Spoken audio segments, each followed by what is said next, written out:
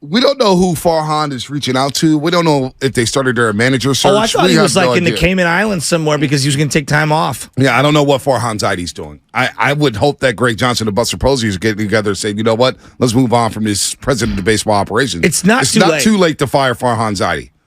I don't want people to lose their jobs. But Farhan Zaidi ain't it. But can I ask a question? Why do people, I don't want people to lose their jobs. Sometimes people should lose their jobs. Yeah, I mean. I've lost my job. No, I'm serious. And it was deserving. And you know what it did to me? Right. It woke me up. Like, for example, Chip Kelly deserved to lose his job. Yeah, no Trent doubt. Bochy deserved to lose his job. They were inept at what they were doing. Yep. Like, I watched Chip Kelly run the same slow developing read option short yardage play over and over and over, and it never worked. No, never. Okay? So, some guys deserve to lose their job. And I'm looking at the Rangers. I'm looking at, Nathaniel Lowe. Remember I brought him up? I was like, the Giants to trade for him. He's batting 7th for the Rangers.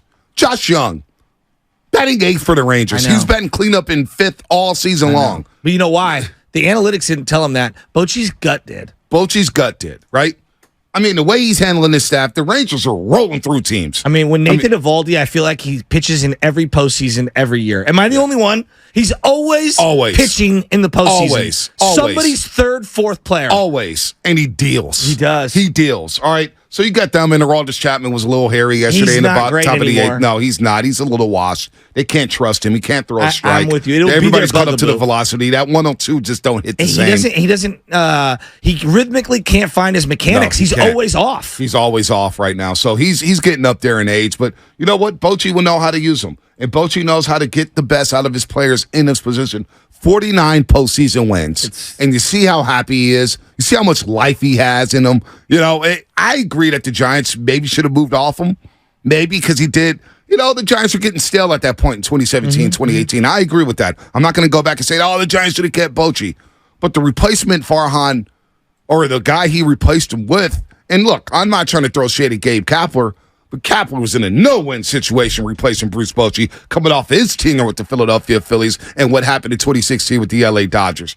I mean, I'm looking at Farhan saying, how is he going to get a team to compete with these guys? The Orioles, the Rangers, the Braves, the Phillies, the Diamondbacks, the Dodgers. It's not too late to fire this guy. Look, right now in my work life here at the station, with this studio falling apart here, I need a change of scenery, right? I need to get into that new studio at some point. I don't know about you, but I need the jolt. You know what I mean? I need that jolt. I do believe on some level, Bruce Bochy needed a change of scenery, a jolt. When you step away from something like a vacation or whatever, or you change jobs, or sometimes it's necessary to just give you that energized feeling. And he clearly looks energized. That being said, to me, it was the way the whole thing went down. You forced out Righetti. You pushed out some of his trusted agents. You started giving him some of your guys. You didn't allow him to go out on his terms. Not to cut you off, Shasky, but Farhan made Bochy start Connor Joe and Michael, was it Red or Reed? I don't even remember. In that opening game in San Diego. Remember that? And then DFA'd them within 7 days. Right. So you had all these moves and you're forcing Bochy's hand. He's like, it's probably time. I remember when they said farewell to Bochy and Tim Lincecum came back and how happy he was to see Timmy and how long he talked to Timmy. And it's like, damn, I don't think we really appreciated what Bochy did in those playoffs and what he did for the Giants. And really it was a hire out of nowhere. And now we don't know what they're going to do. I don't know what Farhan has in store. And why would he get a shot to hire a manager when he has 1 year left on his deal? Let's have a sophisticated, real conversation. The first point, I think it's, to me, timing was right. Bochy goes on to do his own thing. He clearly wanted to keep managing. Yeah. I get that. The Giants need to look themselves in the mirror as an organization, and they need to look at what's going on in Texas. I watched that environment with the Texas Rangers fans. It was jolting. I'm watching the Baltimore Orioles host that first game, and their fans were going through the roof. I'm looking at these rosters. You cannot, with a straight face, look at me and say, man, the guy we have picking players, the guy we have assembling this staff really knows what he's doing. Yeah. You know how far behind we look? We're so far behind. Look at these lineups. Look at the lineups that are in the playoffs right now. Look at the lineups that got bounced. People keep telling me you can't do that in baseball. Talking about, we took Hunter Bishop.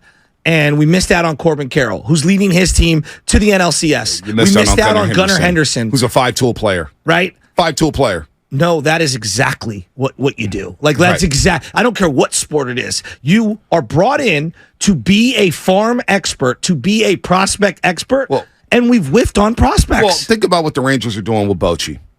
Josh Young's a rookie this year. Came out late last season. Yes. So you know what? This guy's got power. This guy can hit for average at times. He does strike out at times.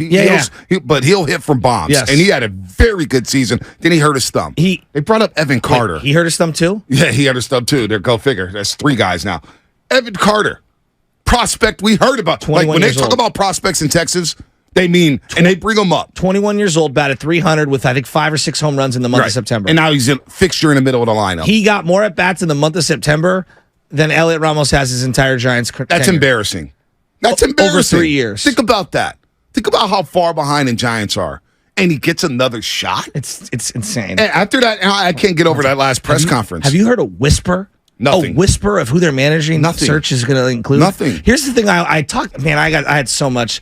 I had talked to a longtime broadcaster, and I will not say who the name is. It's not fair to that individual because they wanted to not be on the record. But I'll tell you this. I have it on good authority from people from within inside the Giants organization that, number one, the players are out on the regime. They are out on the manager. They're out on this. And this was a big sticking point. You can have guys who didn't, and a woman who didn't play in the bigs. You can have people on the staff. Gabe Kapler cannot be, and Bailey, be the only people who have played big league baseball. Right. On your staff. And I don't even mean Major League Baseball. I'm talking about minor league baseball, right? So they had an entire staff, and I'm not ripping like Kai Correa. Kai Correa is excellent in his job. I'm not, you can have people like that on the staff, but you also have to have people who understand what it's like to go through the rigors of a 400 bat-at season and struggling and being up and down. A guy who understands what it's like to be yanked out of the rotation. And their staff was not big league staff ready. And when you lose a ton of people year over year, and they lost Donnie Ecker and other people like that, they couldn't replenish it. Look at Donnie Ecker down in Texas. I remember when I went down to the Dallas Cowboy game, and Donnie Ecker hit me. I was like, yo, let's meet up. And we only had him on one time. Yeah. But he said that one time, he was like, you guys bought into it. You guys helped me out. You have no idea how much you helped me out. And now I'm here in Texas, and we're going to figure some things out. And when he used that theory that home plate is the line of scrimmage. And then I watch these at-bats by the Texas Rangers. And I'm watching them mash left and right can we all pause throughout on the that? lineup. What's up? What Donnie Ecker said, it's interesting because I had never heard it put that I never way. heard it. He blew me away with that. But like, think about it from this perspective, and I tell a lot of the kids this. You only get 3 or 4 at-bats. Right. Nothing is worse than going up there, and I saw Yastrzemski do this over and over in the final 2 months. Swing at the first pitch. Yeah. Bro, you get 3 or 4 of these. Right. Value them. Yeah, value Take the pitch. your time. You're in control. Right. Look for something you can drive. Don't just hack at the first thing and weakly fly out or get off balance because you're so overly aggressive because you've been waiting. You've got to take your time. And he's so right about time of possession. Time of possession at the plate. Line of scrimmage at the plate. It's a great and you look concept. at Corey Seager. You look at Marcus Simeon. Corey Seager had a home run to start off that game yesterday. You see Garcia with the swagger. I mean, he's a beast. He's an absolute beast. So where's our international free agency? I don't know. How is the Texas Rangers more international than San Francisco, California? I don't know. How? So, I don't have a lot of faith in, when you think about the attendance being down, you think about the fans being out. The attendance is down while the rest of baseball is up. It's up. So your attendance is down. You're the least athletic team in baseball. Hands down. Hands down. And the worst defensive team. Worst defensive team. You had all the errors in the world. You set a franchise record for strikeouts. And the Arizona Diamondbacks are gaining so much experience just being in this spot. They're 1 game away from the NLCS. We know the Dodgers, say what you want. They may be getting long in the tooth. They will reload. They will reload. They will make a run at Shohei Ohtani thinking he's the missing piece. So that's that. And then you got to worry about the Padres. What if the Padres do get their act right? The Padres lost more one-run games than anybody in baseball. And their bullpen was kind of in shambles, and their starting rotation was erratic at best. If you look at the advanced numbers, defensively, offensively, they were really good. They will be back. They had a very unfortunate season by the numbers. You want to go data? Like, if you want to go all analytics on me, all you people, well, they spent $1 million, blah, blah, blah. They will be really good next year. Mark my words. So I know Spadoni has some Bruce Bochy sound from last night. Go ahead and roll it, Spadoni. That made me really sad and happy for Bochy. For him. Sad as a Giants fan because I was jealous, and happy for him. I'm happy for him. I'm happy for all the former Giants. Like, we may see Marcus Dusty and Simeon? Bochy. Local boy? Local boy. I mean, anyone could have had him. And, like, I know, like, Mark and I, Willard and I were arguing about this on the Garlic Fries and Baseball guys. I know Sam and I have talked about this. Free agency. Well, you overspend in free agency. Well, you got to plant your flag somewhere. Right. Marcus Simeon had more hits than anyone in the American League. They led off every single game, played just about every single game, has been a stalwart. Switch positions, right? You know why switch positions? Because he respects Corey Seager. You know what I mean? And he wanted to win. These guys want to win. You play the Bochy said. It made me sad as a Giants fan because I was like, I love you, Boch, and maybe the timing was right. I feel so far away from where the Rangers are right now. They're all different in their own way, but they're all special. This is why you play the game. This is why I came back. You have your moments, the ups and downs, but to see those players, celebrate. I couldn't be happier for them, especially the ones that were here last year. That was a tough year for them over the last 2-3 years, and to see their faces and the celebration, that's what really made it special for me. And of course, front office and ownership, that's the cool thing about this game, and makes it all worthwhile. The getting in at 3-4 in the morning on some of these trips, and but here we are celebrating going to the championship series. It's so funny. I'm watching the MLB Network yesterday, and Josh Young, is it Young or Jung? Josh Young. Young with the Jays. Okay. Adam Fezzi baseball. He's a stud. Because I had heard the panel calling. Anyway, point being, I'm listening to him get interviewed on the field, and he's talking about the confidence Bruce Bochy gives him because he goes, "You're going to be in the lineup for the next couple of weeks, kid.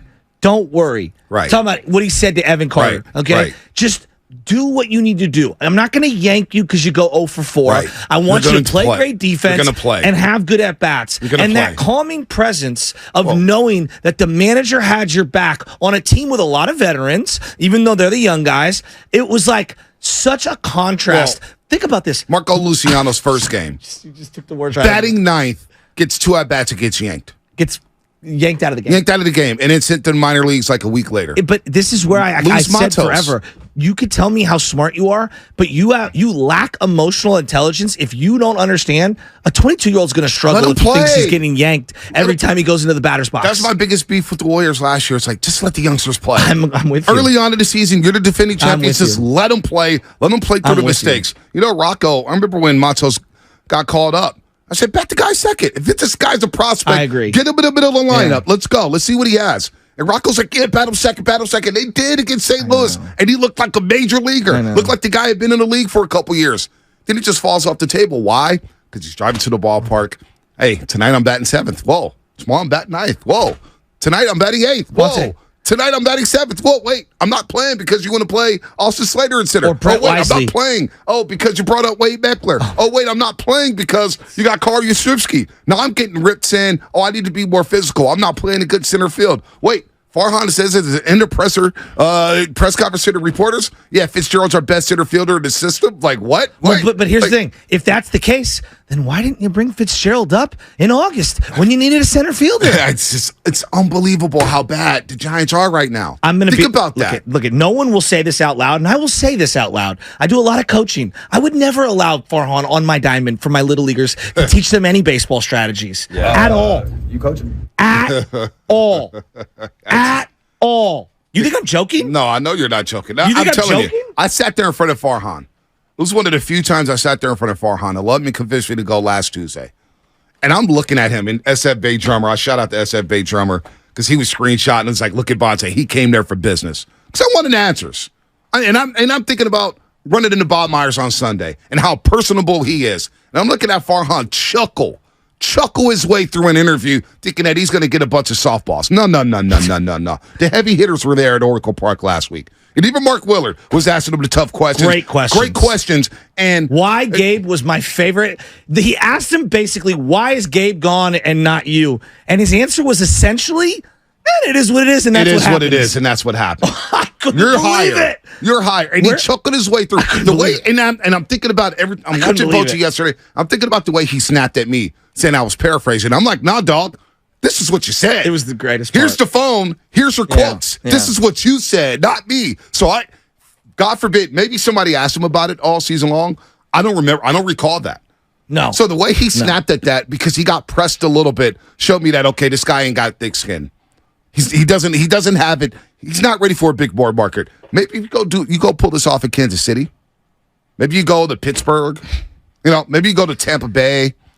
This ain't the market for you, dog. This is not it. And even Bochy in that August series, going back to, because I don't think we talked about this enough, watching the Rangers school the Giants in that 3-game series. Yes. And watching Bochy in that clubhouse while Kapler's losing his mind, while the Giants are kicking the ball away.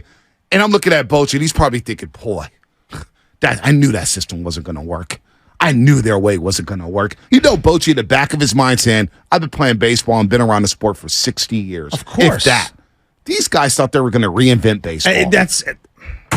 That's my biggest. But you know what? There's a common denominator. Howie Roseman did not play NFL football, right? Mm-hmm. Howie Roseman is cutthroat as an executive. I'm talking about the guy for the Philadelphia Eagles, okay? But you know what he understands? Locker room dynamics. And he has people around him who understand that. When Carson Wentz was a problem, what did he do? He pivoted. Immediately. He drafted Jalen Hurts in the second round. The Philly fans were like, why? Well, we see why. We see why. Does he understand locker room dynamics? Absolutely. And adding to the roster? Jalen Carter, okay, maybe he has character issues.